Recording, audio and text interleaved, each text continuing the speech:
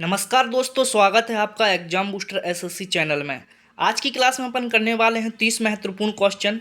Lucent के बड़े important question हैं मेरे प्यारे भाइयों। एमसीक्यू हैं। एमसीक्यू क्वेश्चन रखता हूं। हेडिंग है ना, जो अपनी हेडिंग रहती है ना, उससे हेडिंग से जितने भी रिलेटेड क्वेश्चन बनते हैं तो सब रख लेते हैं अपन। ठीक है, बड़े महत्वपूर्ण क्वेश्चन होने वाले हैं। लास्ट तक क्लास जरूर देखना, बहुत आनंद आने वाला है आपको। बहुत अच्छे से आपका रिविजन होगा लूसेंट बुक का।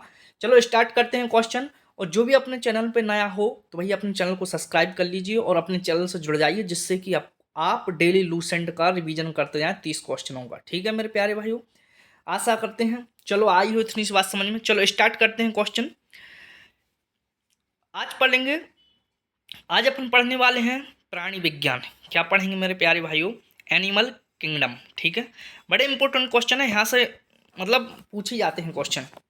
चलो अपन पढ़ेंगे प्राणी विज्ञान। प्राणी विज्ञान क्या है?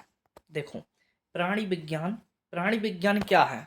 जीवों एवं उनके कार्यों के अध्ययन को प्राणी विज्ञान कहते हैं। जीवों एवं उनके कार्यों का अध्ययन, मतलब जो जीव होते हैं उनके कार्यों का जो अध्ययन होता है उनको क्या बोलते हैं? प्राणी विज्ञान। ठीक है, प्राणी तो समझते हो अपन, प्राणी जीव जंतु जितने भी लोग आ जाते हैं, ठीक है, सब प्राणी विज्ञान में। और पादप विज्ञान अलग रहता है, ये तो तुम जानते हो ना। पादप में पेड़ पौधे हो, प्राणियों में जीव जंतु आते हैं, सीधी बात। प्राणी जगत का वर्गीकरण क्या है? प्राणी जगत का वर्गीकरण क्या है? तो प्राणी जगत का वर्गीकरण क्या है? जंतु जगतों को कितने भागों में बांटा गया। ठीक है, देखो जो प्राणी जगत का वर्गीकरण है, ये क्या है? हेडिंग है अपनी। ठीक है, जंतु जगत को कितने भागों में बांटा गया? जंतु जगत को कितने भागों में बांटा गया? तो दो भागों में बांटा गया मेरे प्यारे भाइयों। जो जंतु जगत है इनको कितने भागों में बांटा गया? दो भागों में। कौन कौन से? एक कोष की जीव और बहुकोष की जीव। एक कोष की जीव समझ रहे हो, जो अमीबा पैरामीशियम होते हैं ना, उन जिनमें एक कोष का पाई जाती है, सिर्फ एक कोष का। ठीक है, और बहुकोषीय जैसे कि मनोमानस जीव जंतु और बहुत लोग बहुत होते हैं ना जीव जंतुओं में, कुत्ता भालू भेड़ भैंसियां सब, वो बहुकोषीय जीव है। मनुष्य भी बहुकोषीय जीव में आता है। ठीक है, क्लियर यहाँ तक? वर्गीकरण किसने दिया? जो वर्गीकरण है ना, जो वर्गीकरण है प्राणी जगत का वर्गीकरण, वर्गीकरण किसने दिया? Carolus Linnaeus. Carolus Carolus Linnaeus ने क्या दिया था? वर्गीकरण दिया था। ठीक है, बिल्कुल याद रखना ये क्वेश्चन, बड़ा इंपॉर्टेंट क्वेश्चन मानना इसको। ठीक है, ठीक है मेरे प्यारे भाइयों। प्रोटोजोआ आप पढ़ेंगे अपन। प्रोटोजोआ से जितने भी क्वेश्चन बनेंगे भाई मैंने सब रख लिए, बस आप लास्ट तक देखो, बहुत आनंद आने वाला, बहुत। देखो, प्रोटोजिया प्रोटोजोआ क्या है? तो एक कोष के जीव है ना, जो एक कोष के जीव होते हैं मेरे प्यारे भाई, वो प्रोटोजोआ में आते हैं। जितने भी एक कोष के जीव है ना, वो कहाँ आते हैं? प्रोटोजोआ में। ठीक है, कहाँ आते हैं? प्रोटोजोआ में। और इनका आवास कहाँ होता है? आवास मतलब समझ रहे हो? आवास, आवास मतलब समझ रहे हो? यहाँ पे जो लिखा आवास। ठीक है, इनका आवास कहाँ होता है? आवास मतलब इनका रहना सहना कहाँ होते हैं, रहते कहाँ हैं, ये क्या करते हैं, ये कैसी जगह रहते हैं? नमी और सूक्ष्म जगह में रहते हैं, मतलब नमी नमी जगह में, जहाँ पे थोड़ी न ठंडक हो। एक कोष के जीव वहाँ पर रहते हैं, सूक्ष्म नहीं बोल सकते हैं। एक कोष के जीव कहाँ पर रहते हैं? जल एवं नम स्थान में। ठीक है, नम मतलब नमी जगह में, मतलब थोड़ी गीली हो जगह, मतलब वहाँ पे थोड़ा ना कीचड़ सी हो, तो वहाँ पे रहते हैं ये जल एवं नम स्थान में। ठीक है, गति कैसे करते हैं? अब जो भैया गति कैसे करते हैं, तो जी गति कैसे करते हैं? तो भैया कसाव सिलिया है, कसाब सिलिया सीउडोपोडिया। सीउडोपोडिया देखो क्या उल्टे पुल्टे नाम है, कसाब सिलिया सीउडोपोडिया। इनके जो पैर होते हैं उनसे ये क्या करते हैं? गति करते हैं। गति मतलब सिलिया, सिलिया मतलब ऐसे ऐसे थोड़ा ना थोड़ा थोड़ा चल के, तो ये गति करते हैं। प्रोटोजोआ, प्रोटोजोआ के जो उदाहरण है देखो, जो मैंने बोला था अमीबा पैरामीशियम, ये क्या है? उदाहरण है अमीबा पैरामीशियम। ये क्या है? इसके उदाहरण है। जो बड़े मतलब इंपॉर्टेंट क्वेश्चन है, दो ही उदाहरण बहुत अच्छे क्वेश्चन है के अच्छे उदाहरण है ना, जो आपको सीधे एग्जाम में देखने को मिलेंगे। ठीक है, पेरीफोरा, पॉरीफेरा, सॉरी पेरीफोरा नहीं, पॉरीफेरा। पॉरीफेरा संघ क्या है? इस संघ पढ़ रहे हैं अपन, संघ। ठीक है, पॉरीफेरा संघ क्या है? पॉरीफेरा संघ क्या है?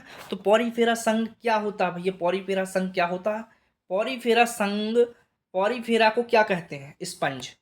स्पंज समझ रहे हो? पॉरीफेरा को क्या बोलते हैं? स्पंज। स्पंज क्या होता है? जो स्पंज आपने देखा होगा कभी, जो गद्दे रहते हैं, गद्दे, गद्दों में क्या रहता है? तुमने वो देखा, गद्दे टाइप में रहते हैं ना, वो छोटे छोटे छिद्र होते हैं पाला टाइप से, जैसे उसमें पानी भर दें, अगर अपन निचोड़ेंगे तो उसमें से पानी ऐसा निचड़ जाता है। ठीक है, ऐसा ऐसा निचड़ जाता है, उसको बोलते हैं स्पंज। मतलब एकदम दब जाए, मतलब बहुत, बोले तो बिल्कुल सॉफ्ट। सॉफ्ट पानी भरा तो उसमें भर जाए और दबा दो तो निचड़ जाए पूरा, उसको बोलते हैं स्पंज। स्पंज। ठीक है, इसमें क्या पाया जाता है? देखो शरीर में छिद्र पाए जाते हैं, मैंने बोला था कि शरीर में क्या पाए जाते हैं, इनमें छिद्र पाए जाते हैं स्पंज में, ठीक है। शरीर की संरचना कैसी होती है? छिद्रयुक्त। लिखा है शरीर की संरचना कैसी होती है, यानी कि छिद्रयुक्त होती है। किसकी? स्पंज की। याद रखना बिल्कुल अच्छे से। चलो आगे बढ़ते हैं। देखो इसके उदाहरण क्या है? साइकोन और स्पंज। स्पंज ही होता है, साइकोन और स्पंज, स्पंज ही है यहाँ पे, ठीक है। उदाहरण है इसका साइकोन और स्पंज। बोलो क्लियर यहाँ तक? बोलो मजा आ रहा है कि नहीं मेरे प्यारे भाइयों संग पढ़ने में? देखो कोइलेंट्रेटा, कोइलेंट्रेटा, कोइलेंट्रेटा क्या है? कोइलेंट्रेटा के जीव कैसे होते हैं? जलीय जीव होते हैं कोइलेंट्रेटा, ठीक है। कोइलेंट्रेटा क्या है? कोइलेंट्रेटा के जीव कैसे होते हैं मेरे प्यारे भाइयों? जलीय जीव होते हैं, ठीक है। इसको थोड़ा याद, अगर ये याद नहीं है तो कोई दिक्कत नहीं है, इतना इम्पोर्टेंट नहीं है, बट मैंने रख लिया था इसको। देखो इसमें क्या पाया जाता है? डंक कोशिकाएं पाई जाती हैं इसमें। कोइलेंट्रेटा में क्या पाया जाता है? डंक कोशिकाएं। डंक जो डंक देती हैं ऐसे ऐसे डंक कोशिकाएं रहती हैं इनमें, तो भैया डंक कोशिकाएं पाई जाती हैं, ठीक है। उदाहरण क्या है? हाइड्रा, जेलीफिश, प्लेटीहेल्मिन्थीज, ठीक है। प्लेटीहेल्मिन्थीज इसके उदाहरण हैं, ठीक। सॉरी मेरे प्यारे भाइयों, यहाँ पे थोड़ी मिस्टेक हो गई। यहाँ पे सिलेंट्रेटा लिखा है, कोलेंट्रेटा नहीं, सिलेंट्रेटा। तो जी सिलेंट्रेटा लिखा है यहाँ पे, थोड़ा यहाँ पे मिस्टेक हो गई। एक मिनट रुक जाओ, मैं इसको मिटा दे रहा हूँ। यहाँ पे सिलेंट्रेटा लिखा है, ठीक है। यहाँ पे सिलेंट्रेटा लिखा है, कोलेंट्रेटा नहीं। यहाँ पे सिलेंट्रेटा लिखा है मेरे प्यारे भाइयों, सिलेंट्रेटा है ना, थोड़ा याद रख लेना है ना। ये मैं मिटा दे रहा हूँ एक सेकंड में। देखो सिलेंट्रेटा लिखा है यहाँ पे, सिलेंट्रेटा, कोलेंट्रेटा नहीं है, सिलेंट्रेटा। सिलेंट्रेटा में पाया जाता है हाइड्रा, ठीक है। तो एक कैसे जीव होते हैं? सिलेंट्रेटा जलीय जीव होते हैं। इनमें क्या पाया जाता है? डंक कोशिकाएं पाई जाती हैं, ठीक है। और जो इनके उदाहरण है हाइड्रा, जेलीफिश और प्लेटीहेल्मिन्थीज। जेलीफिश देखा है आपने, समुद्र में देखी होगी, वो मछली रहती है ऐसी एक जेलीफिश, जिसकी पूंछ सी रहती है, वाइट वाइट सी दिखाई देती है, उसको जेलीफिश बोलते हैं, ठीक है। तो इसमें हाइड्रा भी पाया जाता है, जेलीफिश भी पाई जाती है, ठीक है मेरे प्यारे भाइयों। यहाँ तक सबको समझ में आया कि नहीं? थोड़ा वो मिस्टेक हो गया था, ठीक है। चलो आगे पढ़ते हैं। इनका शरीर कैसा होता है? इनका शरीर कैसा होता है? तो चपटा होता है इनका शरीर। कैसा होता है इनका शरीर?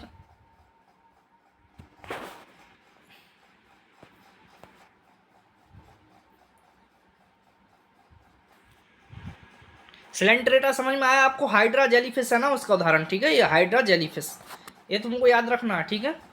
अब चलते हैं सिलेंट्रेटा पे। सॉरी मेरे प्यारे भाइयों, एक सेकंड रुक जाओ। आज प्लेटीहेल्मिन्थीज, प्लेटीहेल्मिन्थीज। अब अगली हेडिंग है प्लेटीहेल्मिन्थीज। इनका शरीर कैसा होता है? चपटा होता है। कैसा होता है? चपटा होता है। प्लेटीहेल्मिन्थीज का शरीर कैसा होता है मेरे प्यारे भाइयों?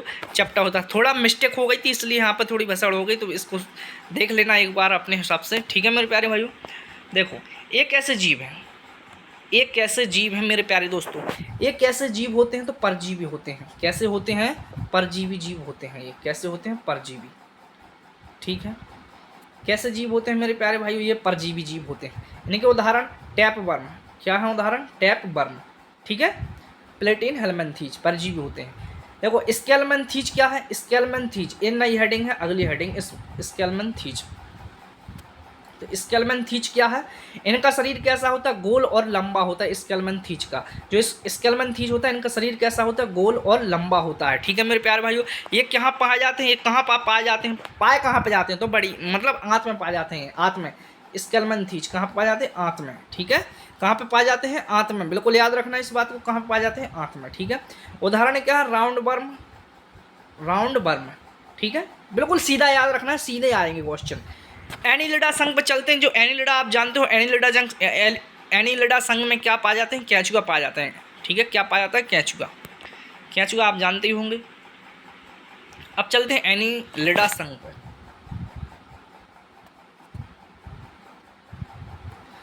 एनिलिडा संघ, तो इनका शरीर की विशेषता क्या है? इनका शरीर जो क्या होता है? खंडों में बटा रहता है। आपने देखा होगा कैचुआ, जो कैचुआ रहता है, मैं यहाँ पे बना दे रहा हूँ एक बार।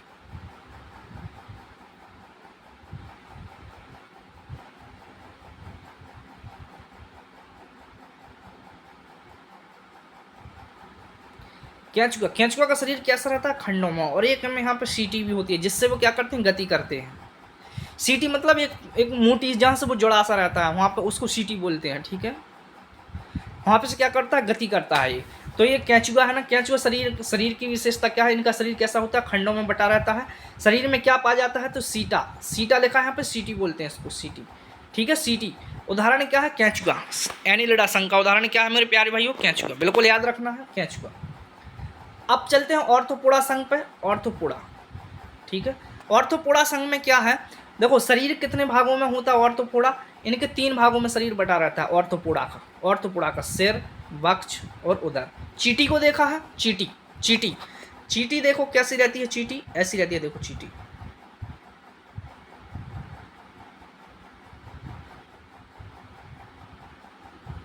चींटी को देखा होगा आपने। चींटी कुछ इस प्रकार से पाई जाती है कि नहीं?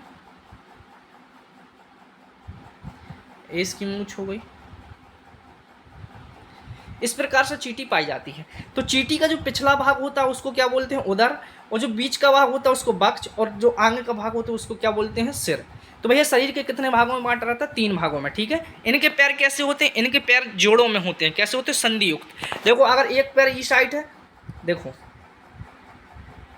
देखो, अगर एक पैर ई साइड है तो एक पैर ई साइड होगा, अगर एक पैर ई साइड है तो एक पैर ई साइड होगा। मतलब 4 पैर हैं तो 4 पैर, एक 2 ई साइड होंगे, 2 ई साइड होंगे। तो कैसे होंगे? संधि युक्त पैर होंगे। कैसे होंगे? इनके संधि युक्त पैर होंगे, ठीक है। क्लियर यहाँ तक?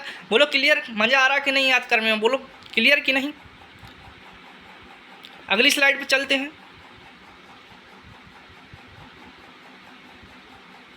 25 क्वेश्चन अपन ने कवर कर लिए मेरे प्यारे भाइयों। अगली स्लाइड है, लास्ट स्लाइड है और लास्ट क्वेश्चन रह गए अपने, ठीक है। उदाहरण क्या है इनके? देखो कॉकरोच, मक्खी, कॉकरोच भी रहते हैं, मक्खी, चींटी भी। इनके कैसे उदाहरण है? ये उदाहरण है कॉकरोच, मक्खी, चींटी, ठीक है। क्लियर यहाँ तक? अब देखो अन्य महत्वपूर्ण क्वेश्चन है जो मैंने बहुत मतलब निकाले हैं, छांट के निकाले हैं इन क्वेश्चन को। भैया इनको जरूर देख लो, मैंने महत्वपूर्ण क्वेश्चन रखे हैं। कॉकरोच के हृदय में कितने कक्ष पाए जाते हैं? तो 13 है कि नहीं? इंपॉर्टेंट क्वेश्चन देख सकते हो आप।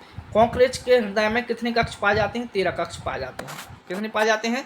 13, ठीक है। कीटों में कितने पैर होते हैं? कीटों में होते हैं 6 पैर। कितने पैर होते हैं? 6, ठीक है। दीमक किस प्रकार के जीव हैं? दीमक, जो दीमक होते हैं ना, दीमक जो बड़ी बड़ी बिल बना लेते हैं, वो एकदम मिट्टी एक साथ करके, वो छोटे छोटे होते हैं दीमक, बहुत खतरनाक होते हैं, काट भी लेते हैं। तो सामाजिक जीव होते हैं। कैसे जीव होते हैं? सामाजिक, ठीक है।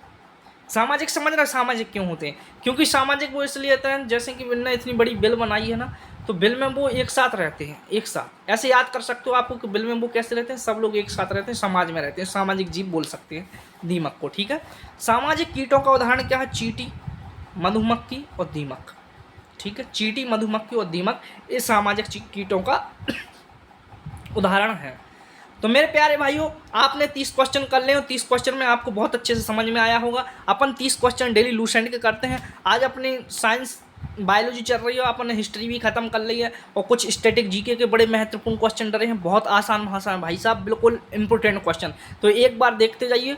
Heading question, heading question, heading question, इस प्रकार से मैंने करा रहा हूँ। लूसेंट भी हो चाहे स्टैटिक भी हो, कुछ भी हो, मैं बिल्कुल नहीं छोड़ने वाले हैं अपन भाइयों। तो भाइयों एक बार जरूर देख लेना मेरे प्यारे भाइयों बहनों, बहुत आनंद आएगा आपको, रिवीजन करने में बहुत हेल्पफुल रहेगी, ठीक है। तो क्लास पसंद आई हो तो लाइक जरूर करें, अपने दोस्तों को शेयर करें। एग्जाम बूस्टर एसएससी चैनल को सब्सक्राइब करने से ना भूलें, जिससे कि आपको डेली यहाँ पे लूसेंट का कंटेंट मिलता रहे। So thank you so much, thank you.